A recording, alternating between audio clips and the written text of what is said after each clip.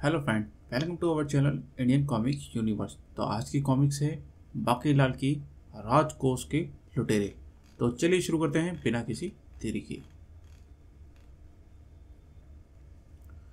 ठाकुर सुल्तान सिंह अपने साथियों के साथ आंधी तूफान की तरह उधमपुर के राजमहल की ओर बढ़ रहा था और उधमपुर के राजमहल पर पहुंचते ही डाकुओं ने सुरक्षा पर तैनात सैनिकों पर आक्रमण कर दिया। जल्द ही सैनिकों को मारकर सुल्तान सिंह और उसके साथी महल में प्रविष्ट हुए और फिर कुछ ही देर में राज्य के कोषागार में हा हा हा हा साथियों, लूट लो, सारा रोज राजकोष लूट लो, जल्दी करो। राजा के दूसरे सैनिक आने से पहले हम निकल जाना चाहते हैं। जिस आंधी तूफान की तरह सुल्तान सिंह ने आक्रमण किया था, उसी तरह खजाना लूटकर वह चला गया। और जब इस घटना की खबर उधमपुर के राजा उद्यमी सिंह को मिली तो वह गुस्से से आंख बबूला उठा। क्या बकते हो महामंत्री, ऐसा कैसे हो सकता है? एक डाकू और राजमहल के अंदर घुसकर सारे राजकोष को लूट कर ले गया और हमारे सुरक्षा सैनिक कुछ ना कर सके? उधमपुर की विशाल सेना कुछ ना कर सकी? महाराज, हमारे सैनिकों ने उसका बहुत मुकाबला किया, लेकिन उन डाकुओं का आक्रमण इतना अचानक हुआ था कि। खामोश महामंत्री, आप ये जानते हैं कि महल के राजकोष का लुट जाना हमारे लिए कितनी शर्म की बात है। आप सेना की टुकड़ियों को लेकर अभी जाइए और उन डाकुओं का पीछा करिए। वे अभी अधिक दूर नहीं गए होंगे। जो आज्ञा महाराज, मैं अभी सेना लेकर जाता हूं। कुछ ही देर में महामंत्री बहुत से सैनिक के साथ डाकुओं की खोज में निकला। सैनिकों, जंगल का कोना कोना छान मारो, हमें वह डाकू हर हाल में मिलना चाहिए। महामंत्री ने बहुत दौड़ धूप की, लेकिन डाकू का कुछ पता नहीं चला। आखिर में निराश होकर लौट आया। क्षमा करें महाराज, हमने बहुत दूर दूर तक उन डाकू की खोज की, लेकिन उसका कोई सुराग नहीं मिला। ओ महामंत्री, नगर में यह घोषणा कर दो, जो कोई भी डाकू को पकड़वाएगा उसे 10,000 स्वर्ण मुद्राएं पुरस्कार में दी जाएंगी। और फिर अगले दिन पूरे राज्य में चौराहों पर यह सूचना लिखी हुई थी। आवश्यक सूचना, खजाना लूटने वाले डाकू को पकड़वाने वाले व्यक्ति को 10,000 स्वर्ण मुद्राएं पुरस्कार में दी जाएंगी। डाकू 10,000 स्वर्ण मुद्राएं? इस घटना के लगभग एक माह बाद, जय भवानी, जय भवानी। साथियों, वो सामने हमारी मंजिल है। रूपनगर के राजा के पास बहुत भारी राजकोष है, आगे बढ़ो और लूट लो सारा राजकोष। और इससे पहले कि वहां सुरक्षा कर रहे सैनिक कुछ समझ पाते, मारो मारो बचाओ, डाकुओं ने उन्हें पलक झपकते ही मार गिराया।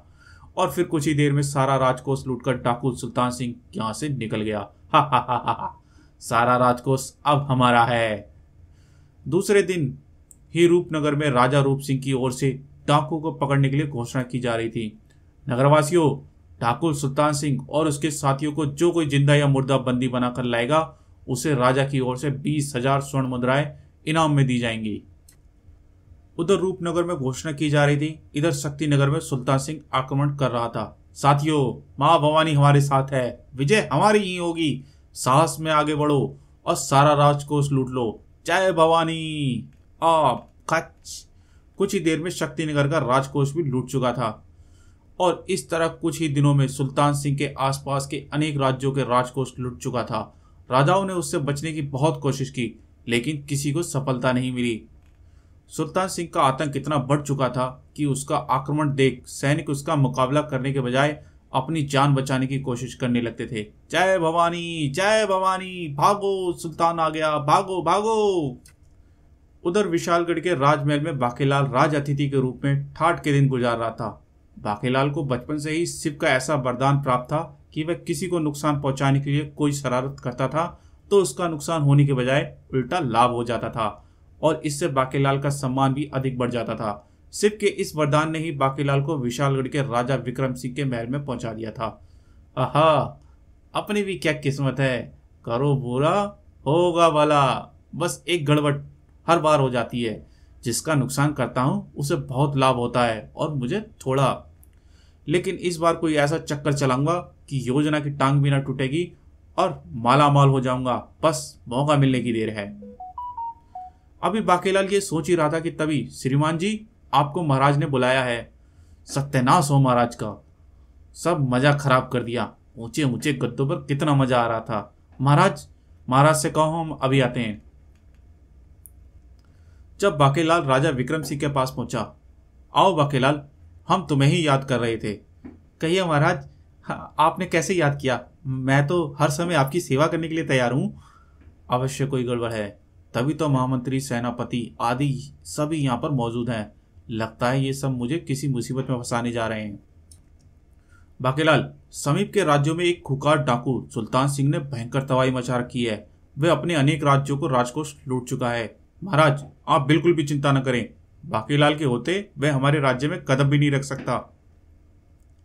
यूं तो बाकेलाल जी, आपने हमें राजकोष को बहुत सुरक्षित कर दिया है, लेकिन फिर भी हम चाहते हैं कि आप कुछ ऐसा उपाय करें जिससे राजकोष बिल्कुल सुरक्षित रहे। वह सब तो ठीक है, लेकिन मैं एक बार अपनी आंखों से सुरक्षा व्यवस्था देख लेना चाहता हूं। ठीक है, तुम अभी हमारे साथ चलकर उस सुरक्षा व्यवस्था को देख सकते हो।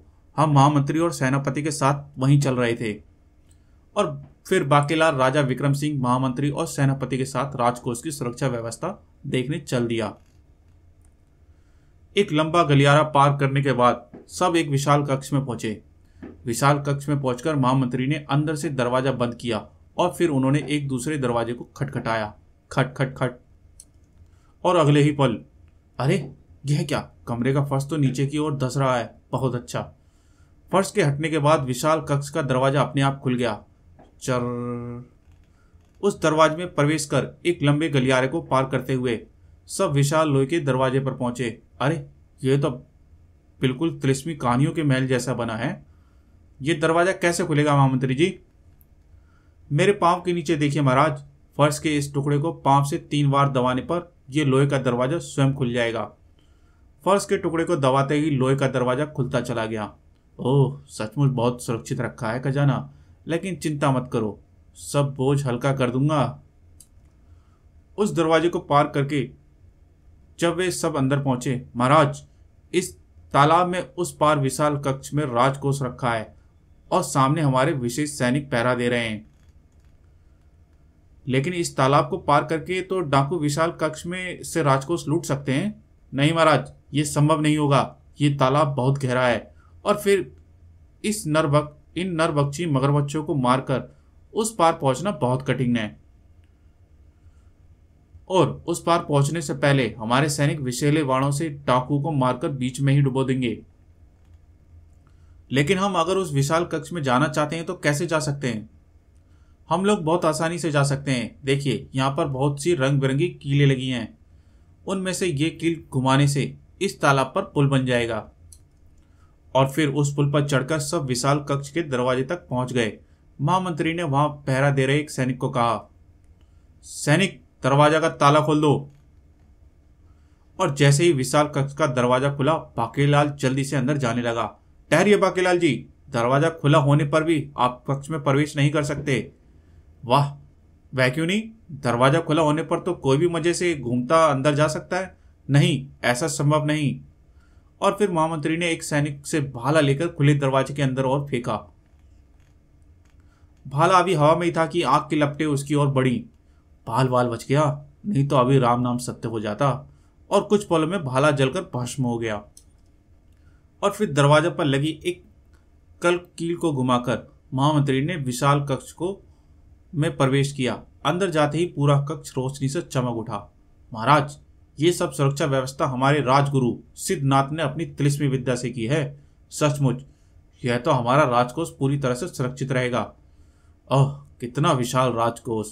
एक बार मैं सारा राजकोष ले जाने में सफल हो जाऊं, फिर देखना मेरी 7 पीढ़ियां मौज करेंगी, मौज। बाकेलाल, क्या सोच रहे हो? तुमने इस सुरक्षा व्यवस्था के बारे में कुछ नहीं कहा? कुछ नहीं महाराज, सुरक्षा व्यवस्था बहुत अच्छी है। और फिर सब वापस लौट चले। लेकिन बाकेलाल कुछ और ही सोच रहा था। इस सारी सुरक्षा व्यवस्था की ऐसी की तैसी कर दी तो मेरा नाम भी बाकेलाल नहीं। उधर दिन प्रतिदिन डाकू सुल्तान सिंह का प्रकोप बढ़ता ही जा रहा था। दूर दूर तक राज्य के राजा के नाम से भयभीत होने लगे थे। एक दिन अमरपुर में, सेनापति जी, सुल्तान सिंह भी कभी भी हमारे महल पर आक्रमण कर सकता है। तुमने राजकोष की सुरक्षा के लिए क्या प्रबंध किया है? महाराज, मैंने एक ऐसा काम किया है कि आप अगर सुल्तान सिंह राजकोष वाले भवन की ओर बढ़ा तो वह स्वयं हमारे जाल में फंस जाएगा। तुमने ऐसा क्या किया सेनापति? महाराज, मैंने राजकोष वाले भवन के पास गहरी खाई खुदवाकर उस पर घास फूस बिछवा दी। डाकू उस खाई में गिरकर घायल हो जाएंगे तो हम उन्हें आसानी से पकड़ लेंगे। कुछ ही दिन बीते थे कि एक दिन सुल्तान सिंह ने अमरपुर के राजकोष को लूटने के लिए राजमहल पर आक्रमण कर दिया। साथियों, टूट पड़ो इन सैनिकों पर, कुछ ही देर में सारा राजकोष हमारे हाथ में होगा। फिर कुछ ही देर में सुल्तान सिंह के ने द्वार पर खड़े सैनिकों को मारकर राजमहल में प्रवेश किया। लेकिन जब वे सब राजकोष के भवन के पास पहुंचे, क्या बात है लाखन सिंह, राजकोष के भवन के पास मुट्ठी भर सैनिक? अवश्य ही राजा ने राजकोष की सुरक्षा का कोई विशेष प्रबंध किया है। सरदार, भवन पर सीधे आक्रमण करने के बजाय हमें एक दो साथियों को वहां भेजना चाहिए ताकि शत्रु की चाल का पता चल सके। और फिर सुल्तान सिंह ने दो साथियों को जाने के लिए कहा। वे दोनों अभी भवन की ओर बढ़े ही थे कि ओह बचाओ! ओह, तो ये है इनकी सुरक्षा व्यवस्था। लाखन सिंह, हम भवन के पीछे की ओर से हमला करके राजकोष लूटेंगे। और फिर सुल्तान सिंह ने भवन के पीछे की ओर से जबरदस्त हमला कर दिया। कुछ ही देर में वे अमरपुर का सारा राजकोष लूटकर ले गए। जंगल के बीच बने अपने गुप्त अड्डे पर पहुंचकर सुल्तान सिंह ने हर बार की तरह लूट के माल का बंटवारा कर दिया। साथियों, लूट के माल के 3 हिस्से मेरे और 1 हिस्सा तुम्हारा। अब 1 हिस्से में से आपस में बांट लो तुम सब। ओह, लूट के बंटवारे में फिर बेईमानी। सरदार ने 3 हिस्से ले लिए। सुल्तान सिंह ने खुश होते ही अपने हिस्से का माल उठाया। हा हा हा, इतना माल! कुत्ता कमीना हर बार ज्यादा हिस्सा ले जाता है। नहीं, मैं ये बेईमानी अब नहीं चलने दूंगा। मैं सुल्तान सिंह से बराबर का हिस्सा लूंगा। छोटे ठाकुर, क्या सोच रहे हो? जल्दी से माल का बंटवारा कर दो। लाखन काका, ये बंटवारा मैं नहीं कर सकूंगा, तुम ही सबको बांट दो। और मंगल सिंह दूसरी ओर चला गया। सब डाकू को उनका हिस्सा देकर अंत में लाखन सिंह मंगल सिंह के पास पहुंचा। ये लो छोटे ठाकुर, यह रहा तुम्हारे हिस्से का माल, उधर रख दो काका। क्या बात है छोटे ठाकुर, सब लोग तो लूट के हिस्से को लेते समय बहुत खुश होते हैं और एक तुम हो कि तुम्हें कोई खुशी नहीं होती। काका, खुशी तो मुझे भी होती, लेकिन ये लूट का हिस्सा नहीं है, मेरी तरफ फेंका हुआ भीख का एक टुकड़ा है। मैं तुम्हारी बात नहीं समझा छोटे ठाकुर। लाखन काका, हिस्से का मतलब सब साथियों में बराबर होता है, लेकिन बेईमानी से दिया गया हिस्सा भीख का टुकड़ा होता है। ओह, अब मैं तुम्हारी बात समझा। तुम ठीक कहते हो छोटे ठाकुर, लेकिन ये बात दूसरे किसी साथी के सामने नहीं कहना। अगर उसने सरदार से कह दिया तो सरदार तुम्हें बागे कहकर मौत के घाट उतार देगा। मुझे मौत का भय मत दिखाओ लाखन काका, अपने अधिकार के लिए मैं मौत से भी टकरा जाऊंगा। वाह छोटे ठाकुर, सचमुच तुम बहुत बहादुर हो। अब वह वक्त आ गया है कि तुम्हें वह राज की बात बता दूं जो मैंने वर्षों से छिपा कर रखी है। राज की बात? काका, कौन सी बात तुमने छुपा कर रखी है? यह उस समय की बात है जब तुम्हारे पिता ठाकुर संग्राम सिंह दल के सरदार हुआ करते थे। एक दिन हम मणिपुर में लूटपाट कर रहे थे कि राज सैनिकों ने हमें घेर लिया और बहुत भयंकर युद्ध हुआ। उस दिन हमारे बहुत से साथी मारे गए और फिर हमें सरदार के साथ उस जगह से भागना पड़ रहा। सुल्तान सिंह भी हमारे साथ था। हम एक जंगल में सुरक्षित पहुंच गए थे, लेकिन दल का सरदार बनने के लालच में सुल्तान सिंह ने संग्राम सिंह की हत्या कर दी। ओह सुल्तान, धोखा! हा हा हा, अब मैं सरदार बनूंगा। और इस तरह सुल्तान सिंह दल का सरदार बन गया। ओह, तो मेरे पिता का हत्यारा ये सुल्तान सिंह है। सुल्तान, मैं तुझे जिंदा नहीं छोड़ूंगा, कभी नहीं। ठहरो छोटे ठाकुर, सुल्तान सिंह को मारने का समय अभी नहीं आया, इसके लिए तुम्हें प्रतीक्षा करनी होगी। नहीं, मैं एक दिन की भी प्रतीक्षा नहीं कर सकता। बुद्धि से काम लो छोटे ठाकुर, अभी दल के लोगों को अपने साथ मिलाना है। बंटवारे के नाम पर हम लोगों को सुल्तान सिंह के खिलाफ कर सकते हैं, ठीक है, लेकिन सुल्तान सिंह का अधिक दिन जीवित रहना मैं बर्दाश्त नहीं कर सकता। तुम्हें अधिक दिन प्रतीक्षा नहीं करनी पड़ेगी। उधर दौलतपुर के राजा धनराज सिंह डाकू सुल्तान सिंह के बेहद भयभीत थे। महाराज, आप बिल्कुल भी चिंता न करें, मैंने राजकोष की सुरक्षा का ऐसा प्रबंध किया है कि सुल्तान सिंह कभी उसकी परछाई भी नहीं छू सकता। नहीं, हमें अब किसी पर विश्वास नहीं होता। उसने अनेक राज्यों के राजकोष को चुटकी बजाते ही लूट लिया। महाराज, मैं पूरी सेना राजकोष की सुरक्षा पर लगा देता हूं। नहीं, तब भी शायद हम राजकोष की रक्षा न कर पाए। और फिर कुछ सोचकर राजा धनराज सिंह ने कहा, मंत्री जी, हमने सुना है कि विशालगढ़ के राजा विक्रम सिंह ने अपने राजकोष को बहुत सुरक्षित ढंग से रखा है। हाँ महाराज, हमारे गुप्तचर ने भी ऐसी ही सूचना दी है, और अभी तक सुल्तान सिंह ने विशालगढ़ के राजकोष को लूटने की कोशिश भी नहीं की। शायद वह भी उस राजकोष से लूटने से डरता है। मंत्री जी, मैं सोचता हूँ कि हम भी अपने राजकोष की बहुमूल्य वस्तुएं, हीरे जवाहरात उनके राजकोष में रखवा दें। राजा विक्रम सिंह हमारे अच्छे मित्र हैं। आप ठीक सोच रहे हैं महाराज, हमें ऐसा ही करना चाहिए।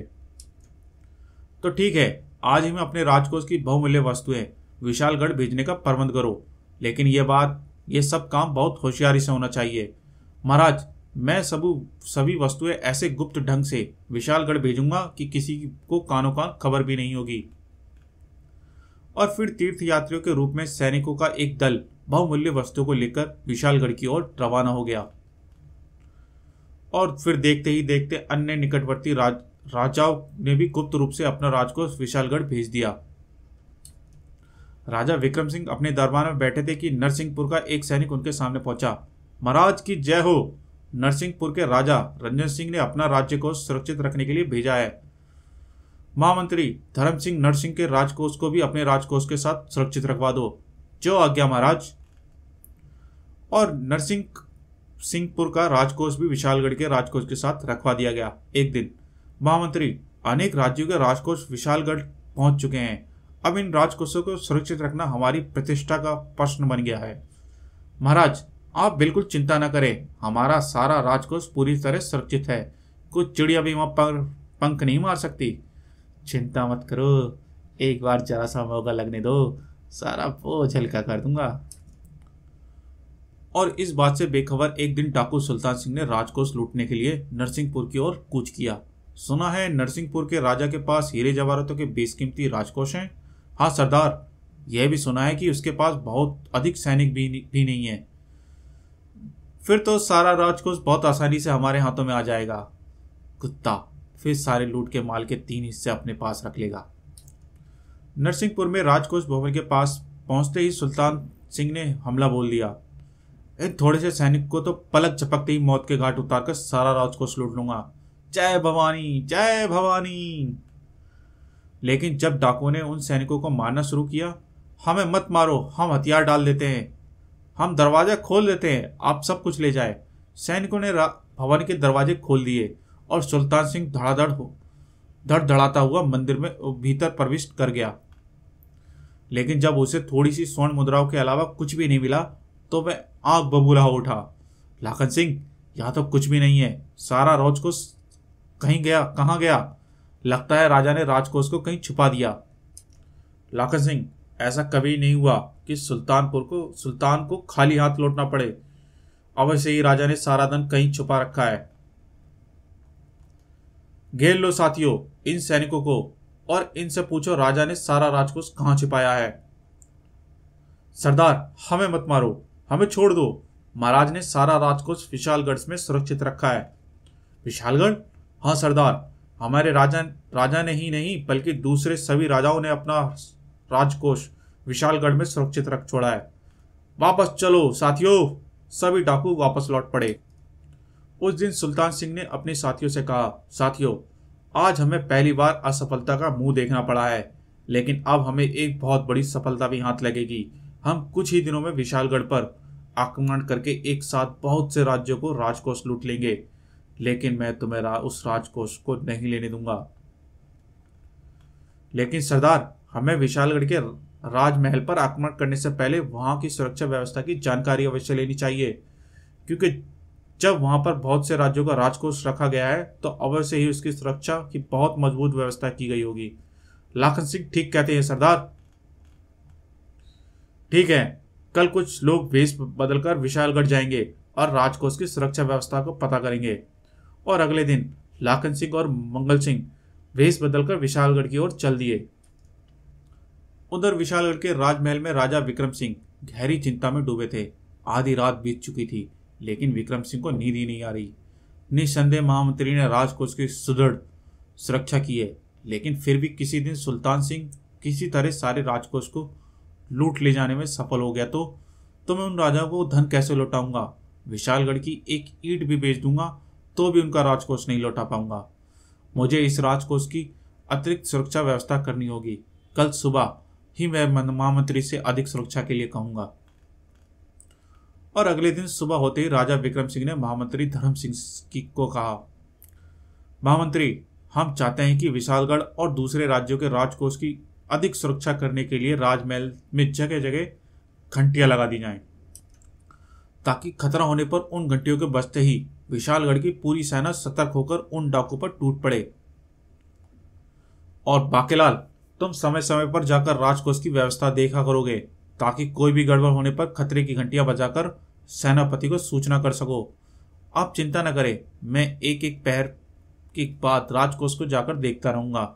राजा विक्रम सिंह के पास से वापस लौटते हुए बाकेलाल उस राजकोष को उड़ा लेने की योजना बनाकर मन ही मन खुश हो रहा था।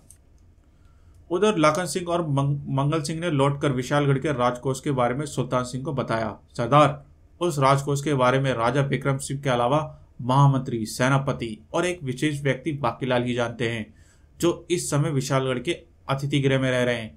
बाकीलाल? लाखन सिंह, अगर इस बाकीलाल को पकड़ लिया जाए तो हमें राजकोष का रास्ता मालूम हो सकता है। हाँ सरदार। तो फिर देर किस लिए? आज रात ही बाकीलाल को अतिथि गृह से उठा लाया जाए। हम उससे पूछकर सारा राजकोष लूटेंगे। लेकिन कुत्ते, इस बार मैं तुम्हें राजकोष नहीं लूटने दूंगा। इस बार सारा राजकोष मेरा होगा। और फिर उस रात लाखन सिंह, मंगल सिंह और कुछ डाकू अतिथि गृह के पास पहुंचे। छोटे ठाकुर, मैंने खिड़की से रस्सी का फंदा फंसा दिया है। अब तुम जल्दी से ऊपर चढ़कर बाकेलाल को उठा लाओ। और रस्सी के सहारे मंगल सिंह और कुछ डाकू ऊपर चढ़ गए। उधर अतिथि गृह में कोमल गद्दे पर लेटे बाकेलाल की आंखों में नींद का नाम ही नहीं था। उसकी आंखों के सामने विशाल राजकोष घूम रहा था। और तभी बाकेलाल की आंखें खुल गईं। कौन हो तुम लोग? यहाँ कैसे आए? हम तुम्हें लेने आए हैं। अगर तुमने शोर मचाया तो अभी खंजर घोंप देंगे। क्या चाहते हो तुम? मेरे पास कोई राजकोष नहीं। मैंने राजकोष की चोरी नहीं की। चुपचाप हमारे साथ चलो। अगर जरा भी बोले तो गर्दन अलग कर देंगे। और फिर रस्सी के सहारे नीचे उतरकर डाकू बाकेलाल को जंगल में ले गए। अभी तो राजकोष मेरे हाथ भी नहीं लगा और ये डाकू मेरे पीछे लग गए। हे बजरंगबली, मेरी रक्षा करना। जय हनुमान। कुछ देर में उन डाकू ने बाकेलाल को सुल्तान के सामने पेश किया। सरदार, यह बाकेलाल है। इसे उस राजकोष की सुरक्षा के बारे में सब कुछ पता है। अरे बाप रे, कहां फंस गया। बहुत अच्छा बाकेलाल, हमें उस राजकोष के बारे में सब कुछ सच सच बता दो, नहीं तो हम तुम्हारा खूबसूरत सिर धड़ से अलग कर देंगे। जब बाकेलाल कुछ नहीं बोला तो, बोलो बाकेलाल, राजा विक्रम सिंह ने राजकोष की सुरक्षा में क्या प्रबंध किया है? मुझे कुछ नहीं मालूम। महाराज ने मुझे कुछ नहीं बताया। अच्छा, तो तू ऐसे नहीं बताओगे। लाखन सिंह, बाकेलाल के हाथ काट दो। हाय मेरे प्यारे प्यारे हाथ। सरदार, बताता हूँ, अभी बताता हूँ। पहले ये वायदा करो कि आप मेरे हाथ नहीं काटोगे। हाथ कट जाएंगे तो मैं हलवा पूरी मिठाई कैसे खाऊंगा? और फिर बाकेलाल ने डरते डरते सारी सुरक्षा व्यवस्था सुल्तान सिंह को बता दी। लेकिन सरदार, आप मेरी सहायता के बिना उस राजकोष तक नहीं पहुंच पाओगे। और अगर आप मेरी सहायता चाहते हो तो मुझे लूट के माल में से आधा हिस्सा देना होगा। बाकेलाल, तुम सुल्तान सिंह से आधा हिस्सा मांग रहे हो? हम तुम्हारी जुबान काट लेंगे। सोच लो सरदार, अगर आपने मेरी जुबान काट दी तो राजकोष तक पहुंचने की जानकारी कौन देगा? बहुत चालाक मालूम होता है। एक बार राजकोष मेरे हाथ लग जाए फिर सारी चालाकी निकाल दूंगा। अच्छा बाकेलाल, मैं तुम्हें राजकोष का 10वां हिस्सा दूंगा, लेकिन अब भी तुमने इनकार किया तो अभी तुम्हारी गर्दन अलग कर दूंगा। अरे बाप रे बेटा बाके, जो मिलता है चुपचाप ले ले। यहाँ तो गर्दन भी धड़ से अलग होती दिखाई पड़ रही है। सरदार, मुझे आपकी बात मंजूर है। तो ठीक है, राजकोष लूटने के बाद तुम्हारा हिस्सा नगर के बाहर शिव के पुराने मंदिर में पहुंचा देंगे। राजकोष की सुरक्षा के बारे में बाकेलाल ने सारी बातें पूछकर सुल्तान सिंह से फिर विशालगढ़ पहुंचा दिया। सुल्तान सिंह की बताई गई योजना के अनुसार अगली रात बाकेलाल ने महल में लगी घंटियों की रस्सियों को काट दिया। ये रस्सी भी कट गई। अब ना रहेगी रस्सी और ना बजेगी घंटी। सेना को राजकोष के लूटने का भी पता नहीं चलेगा। हे भगवान, यदि सुल्तान सिंह राजकोष लूटने में सफल हो गया तो मैं अपने हिस्से से तेरे मंदिर में सोने चांदी की दीपक जलाऊंगा। रात के दूसरे पहर ही सुल्तान सिंह ने राजमहल पर चुपचाप आक्रमण कर दिया। राजमहल के दरवाजे पर खड़े सैनिकों को मारकर सुल्तान सिंह ने भीतर प्रवेश किया। ओह, डाकू आ गए, तुरंत खतरे की घंटी बजाओ। अरे, ये घंटियां तो बजती ही नहीं, रस्सियां कटी हुई हैं। और फिर कुछ ही देर में सुल्तान सिंह अपने साथियों के साथ तालाब के किनारे पहुंच गया। सरदार, अब इस तालाब को कैसे पार करेंगे? इस तालाब में तो भयंकर मगरमच्छ तैर रहे हैं। ठहरो लाखन सिंह, बाकीलाल ने हमें किसी कील को घुमाने के लिए कहा था। हाँ, याद आया। ओह, ये रही वे कीलें। हाँ, यही है वे कील, जिसे घुमाने से यहाँ पुल बन जाएगा। और फिर सुल्तान सिंह ने कील घुमाते तालाब पर एक पुल बन गया। पुल द्वारा तालाब को पार कर सुल्तान सिंह विशाल कक्ष के सामने पहुंचा। पलक झपकते ही डाकुओं ने द्वार पर खड़े सैनिकों को मारकर विशाल कक्ष का द्वार खोल दिया। अभी कुछ डाकुओं ने भीतर प्रवेश किया कि ओह, मैं जल गया, आओ बचाओ। ठहरो साथियों, आगे मत बढ़ो, ये दरवाजा नहीं, मौत का कुआं है। तभी सुल्तान सिंह ने कुछ सोचा। यहां पर बाकीलाल ने कोई चीज घुमाने के लिए कहा था। हाँ, वह रही कि कल, मैं अभी उसे घुमाता हूं। और यह सोचकर सुल्तान सिंह ने उस कल की ओर बढ़ा। बाकीलाल द्वारा बताई कल को घुमाकर सुल्तान सिंह ने तिलस्मी आंख को बंद कर दिया। साथियों, अब तुम सब निडर होकर अंदर जा सकते हो। फिर तो सभी डाकू राजकोष पर टूट पड़े। साथियों, सारा राजकोष उठा लो, जल्दी उठाओ। इतनी सारी स्वर्ण मुद्राएं, इतने हीरे जवाहरात मैंने अपने जीवन में कभी नहीं देखे। मैं तो बस हीरे उठाऊंगा, हीरे। और फिर सारा राजकोष लेकर सुल्तान सिंह वहां से निकल गया। और जब राजा विक्रम सिंह को कुछ सैनिकों ने राजकोष लूट जाने की सूचना दी, नहीं, ऐसा नहीं हो सकता। यदि डाकू ने हमला किया तो घंटियां क्यों नहीं बजी गईं? महाराज, हमने घंटियां बजाने की बहुत कोशिश की थी, लेकिन ऐसा लगता है किसी ने पहले से ही घंटियों की रस्सी काट दी थी। घंटियों की रस्सियां काट दी थी? लेकिन किसने महामंत्री? तुम उस नमक हराम का पता करो, हम उसे फांसी की सजा देंगे। महाराज, घंटियां की रस्सियां काटने का वाला अवश्य कोई महल का आदमी होगा। फांसी? बाप रे, मुझे अभी खिसक कर शिव के पुराने मंदिर में पहुंच जाना चाहिए। अगर राजा को पता चल गया तो? और तभी राजा विक्रम सिंह ने सेनापति से कहा, सेनापति, तुरंत सेना को आदेश दो कि वे डाकू का पीछा करें। देश के देश विदेश का कोना कोना छान मारो। मुझे सुल्तान सिंह जिंदा या मुर्दा चाहिए। महाराज, मैं पहले ही उन डाकू की तलाश में सेना भेज चुका हूं। राजा विक्रम सिंह को सेनापति से बातें करते देख बाकीलाल खिसकने लगा। लेकिन तभी, बाकीलाल, तुम ऐसे चुपके से कहां जा रहे हो? मारे गए। महाराज, मैं अपने तरीके से उन डाकुओं को पकड़ने जा रहा हूं। शाबाश बाकीलाल, हमें तुमसे यही आशा थी। बाकीलाल जल्दी जल्दी वहां से चल दिया।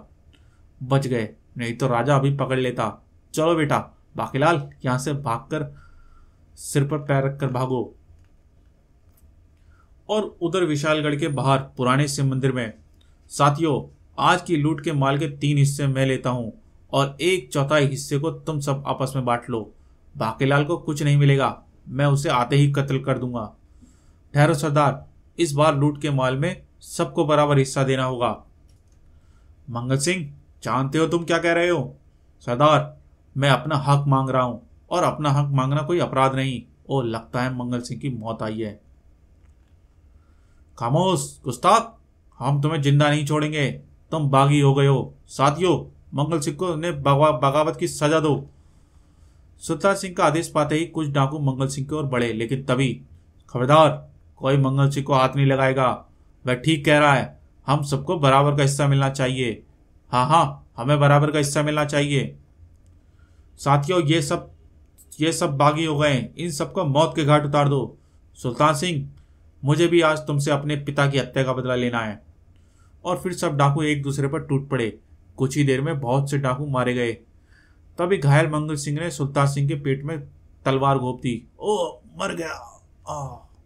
घायल मंगल सिंह भी गिरकर मर गया। जब बाकीलाल वहां पहुंचा तो लगभग सभी डाकू लड़कर मर चुके थे। कुछ घायल डाकू तड़प रहे थे। अरे वाह, ऊपर वाले, आज तूने पूरा छप्पर फाड़ कर ही खजाना दे दिया। बाकीलाल, मेरे पेट से ये तलवार निकाल दो। लेकिन जैसे ही बाकीलाल ने सुल्तान सिंह के पेट से तलवार खींची, तभी, महाराज, वह रहे अपने बाकीलाल जी। शायद उन्होंने अकेले ही सारी डाकू को मार डाला। बाकीलाल, तुम तो बहुत बहादुर हो, हम तुम्हें बहुत इनाम देंगे। तुमने सारा राजकोष बचा लिया, हमें अपना अपमानित होने से बचा लिया। और फिर मारे गए बेटा बाकीलाल, अगर ये सब थोड़ी देर ना आते तो आज सारा राजकोष तेरा ही होता। आज तो इन्होंने योजना की नहीं, तेरी टांग तोड़ दी। जब बाकीलाल राजा विक्रम सिंह के साथ वापस लौटा तो नगर के लोग उसकी जय जयकार कर रहे थे, लेकिन बाकीलाल कुछ और ही सोच रहा था। बाकीलाल की जय हो, बाकीलाल अमर रहे, मेरा बेड़ा गर्क हो गया और ये सब मेरी जय बोल रहे हैं। हाय, सारा राजकोष मुझे मिल गया होता तो मैं भी राजा बन गया होता। समाप्त। तो गाइस, कैसी लगी आपको कॉमिक्स कमेंट में ज़रूर बताएं, और चैनल पर नए हो तो वीडियो को लाइक और चैनल को सब्सक्राइब करना ना भूलें, और बेल आइकन का घंटा प्रेस करना ना भूलें, जिससे आपको आगे आने वाली कॉमिक्स का नोटिफिकेशन मिलता रहे। तो चलिए मिलते हैं अगली किसी शानदार कॉमिक्स में। Thank you.